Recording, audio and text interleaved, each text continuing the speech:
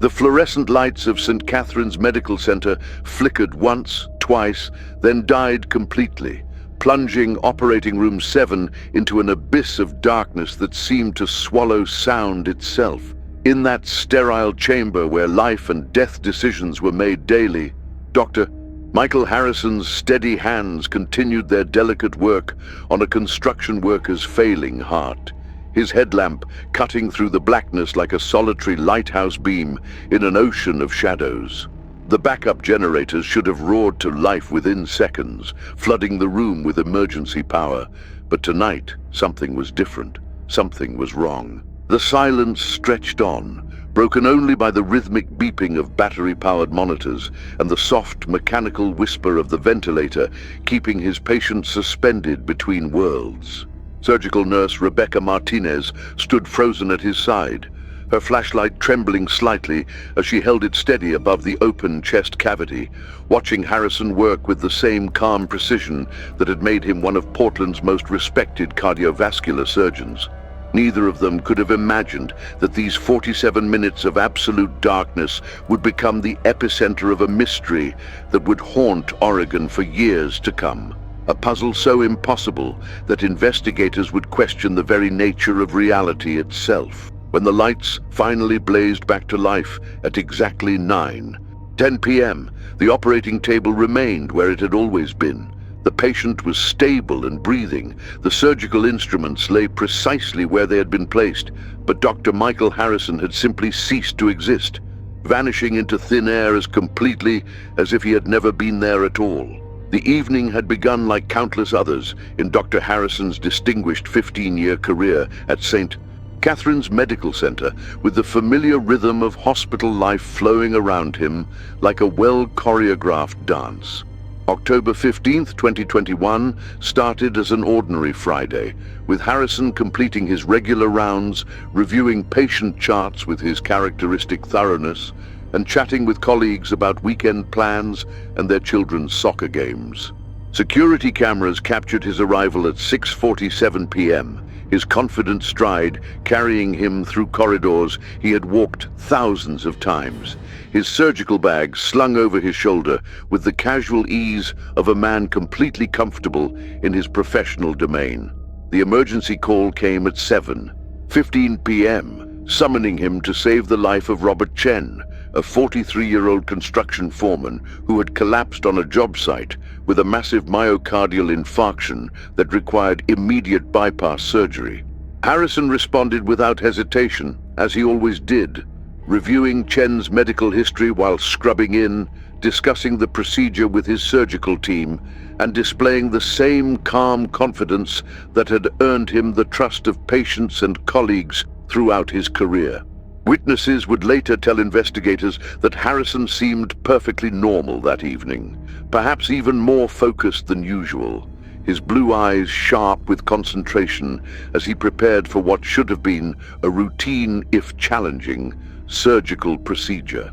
The preoperative checklist proceeded smoothly, with Harrison methodically reviewing every detail, every possible complication, every contingency plan with the surgical team that had worked alongside him for years. At 8:15 p.m., he made the first incision, beginning a procedure that would normally take 3 to 4 hours to complete, a delicate operation that required absolute precision and unwavering concentration. Everything was proceeding according to plan when the lights went out 8 minutes later, transforming the sterile operating theater into a chamber of shadows where the impossible would soon unfold. The power outage that struck St. Catherine's Medical Center at exactly 8:23 p.m. was unlike any electrical failure in the hospital's 70-year history, a complete system breakdown that would later baffle engineers and electrical specialists from across the Pacific Northwest. Emergency protocols activated immediately throughout the massive medical complex, with staff members switching to flashlights and battery-powered equipment while waiting for the backup generators to restore full power to critical systems. But something was fundamentally wrong with the electrical infrastructure that night. something that defied every safety redundancy and backup system that had been installed over decades of careful planning and regulation compliance. The primary backup generators failed to engage. The secondary power systems remained silent, and even the tertiary emergency batteries that should have provided limited lighting for evacuation procedures seemed to malfunction simultaneously across the entire facility. In Operating Room 7, surgical nurse Rebecca Martinez remained steadfastly at Dr. Harrison's side, holding her flashlight with rock-steady hands as he continued the bypass procedure with remarkable composure in the dim, wavering light. She would later tell investigators that Harrison never showed any sign of distress or unusual behavior as the minutes ticked by in darkness. His voice calm and professional as he requested instruments and provided gentle guidance to keep the surgical team focused on their patient's survival. The cardiac monitors continued their steady rhythm, powered by internal batteries that cast an eerie green glow across the surgical field, while Harrison worked with the same meticulous precision that had made him legendary among his peers. Martinez described feeling a strange sense of unreality during those long minutes of darkness, as if time itself had become thick and viscous, flowing differently in the shadow-wrapped operating room where the normal rules of the world seemed temporarily suspended. Other staff members reported similar sensations throughout the hospital, a peculiar heaviness in the air that made movement feel labored, and thoughts seemed to echo with unusual clarity, though none could adequately explain these phenomena when questioned by investigators weeks later. The darkness pressed in around them like a living thing, carrying with it an inexplicable weight that seemed to muffle sound and distort perception in ways that would haunt those present for years to come. When the lights suddenly flooded back into Operating Room 7 at 9:10 p.m., Rebecca Martinez found herself standing completely alone beside the operating table, her flashlight still trained on the precise spot where Dr. Harrison had been working just seconds before. The patient remained stable, his chest rising and falling with mechanical regularity, the surgical site exactly as Harrison had left it.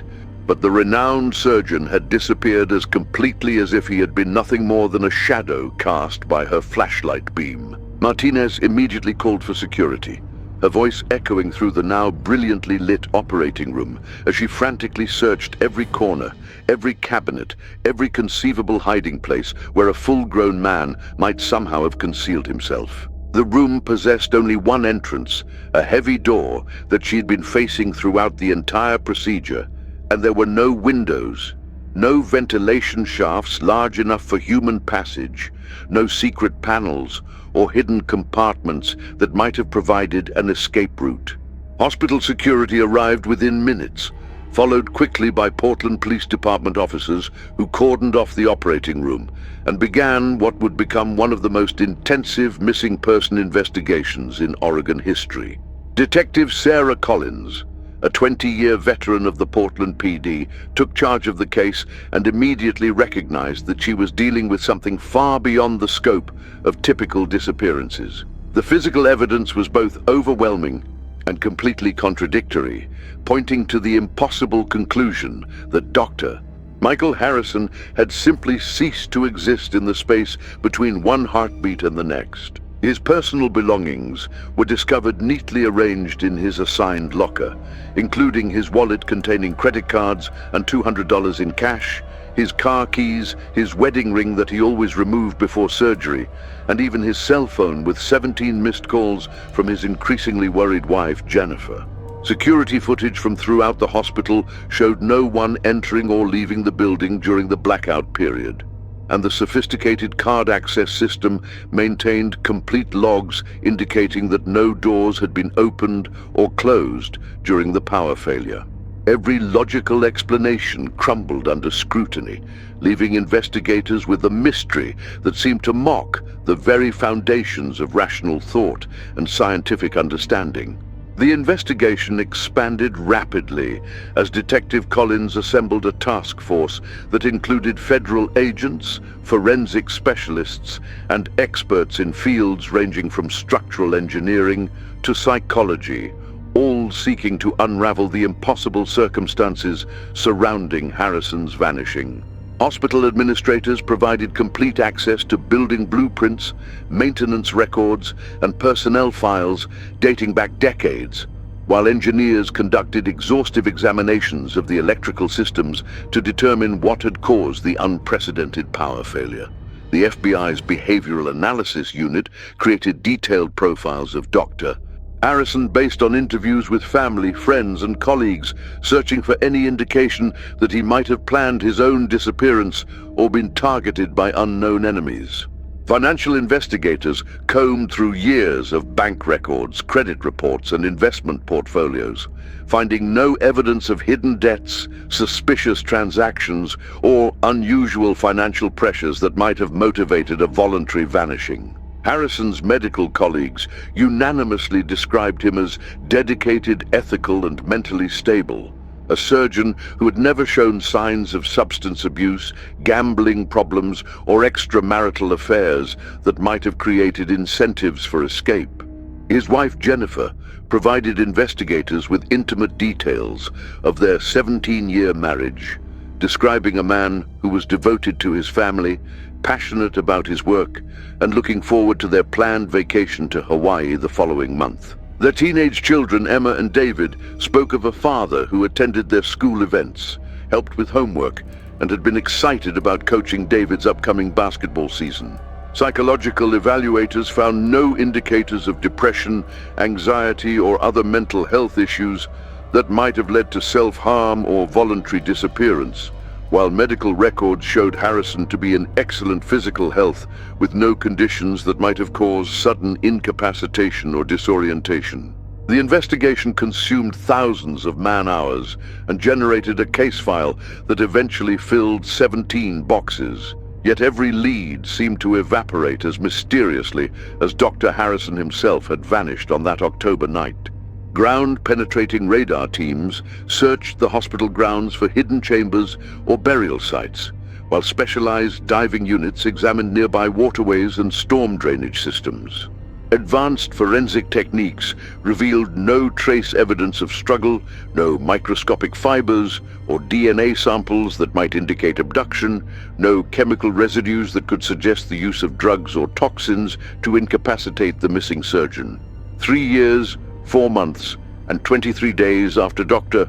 Michael Harrison disappeared from Operating Room 7, pharmacy technician Lisa Chen made a discovery in the depths of St. Catherine's Medical Center that would resurrect the cold case and challenge everything investigators thought they understood about the impossible vanishing.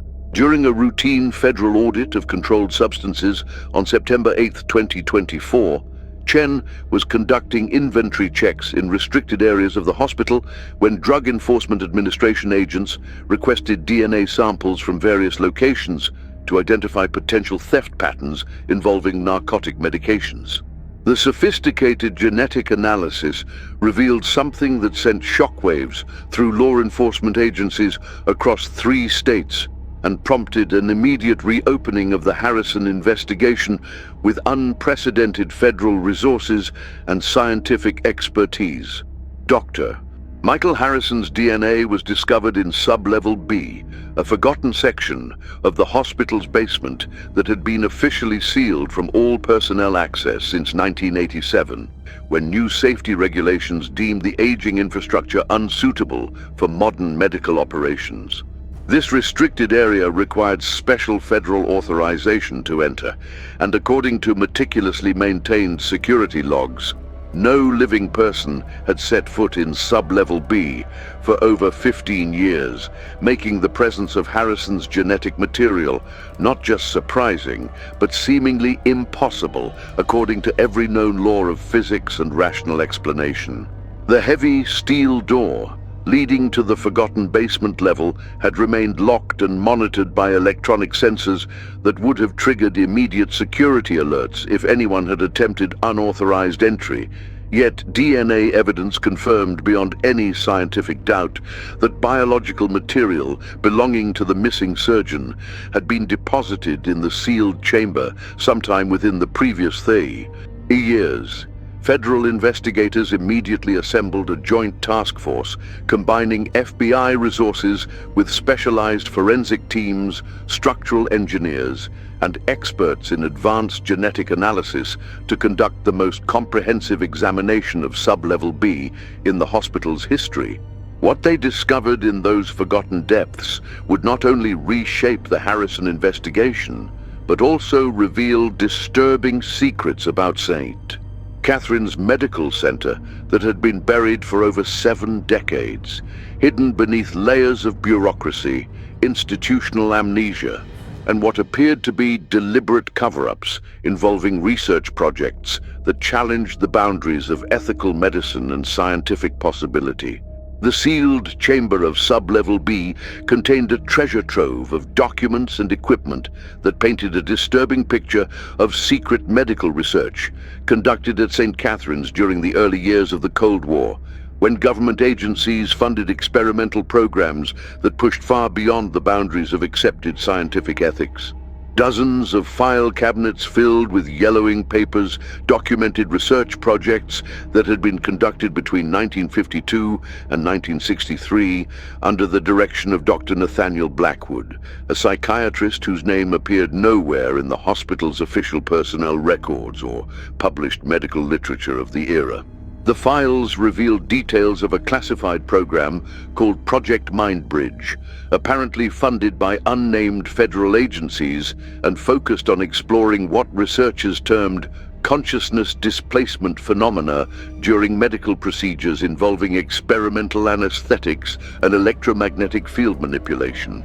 The documents described attempts to induce altered states of awareness in surgical patients, using combinations of drugs, hypnosis, and electromagnetic stimulation that would be considered horrifying violations of medical ethics by contemporary standards. Most disturbing were references to test subjects who had reportedly experienced what Dr. Blackwood termed temporal displacement events during these experiments, though the files provided maddeningly vague descriptions of what such events actually entailed or how they related to the project's ultimate objectives. Among the dusty papers, investigators found patient records bearing names and dates that seemed to span impossible time periods. Surgical logs that referenced procedures using techniques that wouldn't be developed for decades, and research notes written in Blackwood's precise handwriting that described phenomena defying conventional understanding of space, time, and human consciousness. Physical evidence in the chamber supported the document's claims of advanced experimentation, including electromagnetic field generators that resembled technology from decades in the future, neural monitoring equipment that appeared to incorporate components unknown to modern science, and surgical instruments designed according to principles that contemporary medical engineers couldn't fully understand or replicate. The discovery prompted immediate investigation into Dr. Blackwood's background and credentials, but records showed that he had disappeared from St. Catherine's in late 1963, just weeks before the hospital officially terminated the Project Mindbridge program and sealed sublevel B permanently. Hospital administrators from that era had apparently destroyed most evidence of the research and systematically removed Blackwood's name from all official documents, creating a deliberate void in the institutional memory that had persisted for over 60 years until Lisa Chen's accidental discovery broke open the conspiracy of silence. The investigation into sublevel B revealed fresh evidence of recent human presence despite the area's supposed decades-long abandonment, including footprints in the accumulated dust, disturbed file cabinets, and most unnervingly, a modern surgical mask bearing unmistakable traces of Dr. Harrison's DNA discovered near a concrete wall that showed clear signs of recent modification and excavation. Ground-penetrating radar detected an anomalous void space behind this wall, prompting federal engineers to carefully break through the barrier, using precision tools that revealed a hidden chamber containing obsolete medical equipment from the 1950s, arranged around a single impossible artifact that defied every rational explanation. Sitting on a dust-covered desk in the center of the secret room was a St. Catherine's Medical Center identification badge bearing Dr. Michael Harrison's photograph and personal information, but issued with an official date of September 15, 1957, a full 64 years before Harrison was even born, and decades before digital photography could have produced such a clear, modern image.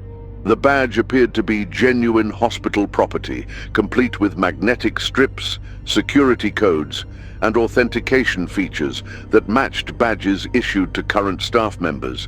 Yet forensic analysis confirmed that the plastic, printing, and embedded electronics were consistent with manufacturing techniques from the 1950s. Investigators found themselves confronting evidence that seemed to violate the fundamental laws of causality and temporal sequence, suggesting either an elaborate hoax involving technology that didn't exist, or something far more disturbing about the true nature of the research that had been conducted in the hidden depths of St. Catherine's Medical Center. DNA analysis of the chamber revealed traces of at least 6 different individuals whose genetic profiles matched missing persons cases spanning 7 decades, including Dr. Elena Rodriguez, a psychiatrist who had disappeared in 1987, Dr. James Patterson, an anesthesiologist who vanished in 1995, and 4 other medical personnel whose cases had been officially closed as voluntary departures or unexplained accidents. The pattern suggested a systematic connection between the hospital's secret research program and a series of disappearances that had been occurring for generations, hidden beneath layers of bureaucratic cover-ups and institutional amnesia that had allowed the truth to remain buried until Harrison's vanishing finally exposed the conspiracy. As federal investigators continue their work in the sealed chambers beneath St. Catherine's Medical Center, the case of Dr. Michael Harrison has evolved from a simple missing person investigation into something far more complex and disturbing, touching on questions that challenge our fundamental understanding of reality, consciousness, and the nature of time itself. The hospital remains operational under federal oversight, but Operating Room 7 has been permanently sealed, and Sublevel B is now classified as a restricted federal investigation site where teams of scientists work around the clock to understand technology and research that appears to be decades ahead of anything in the public domain. Harrison's family continues to hope for answers, while grappling with evidence that suggests their loved one may have become involved in something far beyond ordinary human experience, possibly connected to research programs that were exploring the deepest mysteries of consciousness and reality, using methods that violated every ethical boundary of legitimate science. The medical community has been shaken by revelations about the secret history of one of their most respected institutions, while government agencies work to determine how classified research programs from the 1950s could still be influencing events in the modern era. Dr.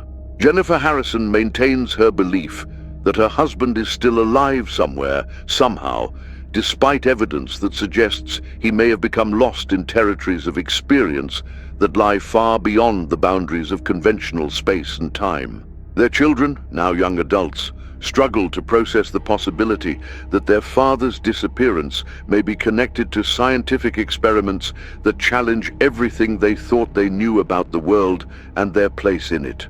The investigation continues with resources and expertise drawn from multiple federal agencies as scientists and investigators work to unravel mysteries that may ultimately reveal truths about consciousness, time, and reality that humanity is not yet prepared to fully understand or accept. Whatever happened to Dr. Michael Harrison on that dark October night in Operating Room 7 His vanishing has opened doorways to questions that may reshape our understanding of what it means to exist in a universe where the impossible can become horrifyingly real, and where the boundaries between past, present, and future may be far more fluid than we ever dared to imagine.